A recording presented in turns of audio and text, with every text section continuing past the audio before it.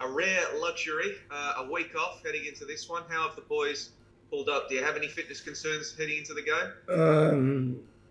The boys have done well. They've been okay. Yeah, it's a bit of time to do some extra training. The players have come back reasonably well. So yeah, everyone's okay at the moment. Could I just some clarification on Jamie? He's gone to get married. Is he back available for this game, or is he still honeymooning and getting married and all that?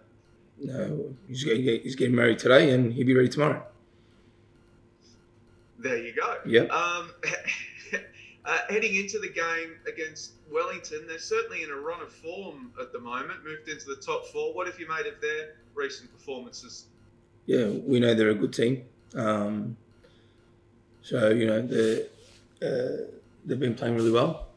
But for us, we need to sort of, again, follow our processes and just concentrate on ourselves and how we can keep improving week to week. For this game as well, you've got Connor Metcalf and Marco Tilio coming back from international duty. Do you anticipate that they'll be able to start if needed, or will they need a bit more recovery?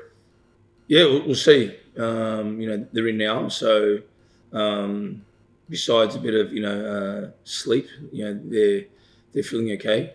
But we need to make that decision after training and see how they pull up, and we'll decide that for tomorrow. Obviously, a couple of disappointing results for the Socceroos against Japan and Saudi Arabia. How have they come back mentally? Are they dispirited? Actually, I've only spoke to them very briefly. But look, I spoke to them when I was over there, and they were happy to be in camp, and I think grateful for being able to be in a World Cup qualifier. But I haven't spoke to them, after sort of now. But I'm sure they'll be disappointed in terms of the results. But as we know, it's part of football, and they need to deal with it, and they need to concentrate on Melbourne City now because they're back. And whatever happens later, happens later.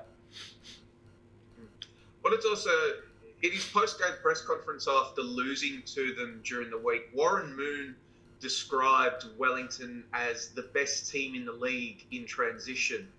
You yourself, you don't need to speak about Wellington if you don't want to, but what are the keys to defending a side in transition, PK? How do you set up your team so that they don't get caught in transition? We need to be, organised well. Once the ball's gone forward, we need to make sure that, we're organised, and we have numbers where maybe their spare plays might be. So it's once the ball's gone forward, how well are we organised, and that's the key. So, what are the keys to positioning your defenders whilst you're in attack to preventing transition? Do they need to clog up passing lanes? Does it depend on the opposition? What are those? Well, I think there's a lot of variables. It depends on where the ball is. Depends on how many numbers made. Do they stay? How many numbers do they keep up? Do they cheat? Where the opposition plays. Position. There's so many variables. For us, it's just once the ball goes forward, we have to be well organised. And be ready for whatever is thrown at us. Well, you're a central defender, PK. Is it worse having to defend against a team that wants the ball all the time, or is it worse having to defend against a team that transitions a lot?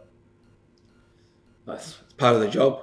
You have to be ready for both. That's what happens. That's part. When you sign up for a defender, that's your job. So. With some of our defenders, they've got to be ready for both.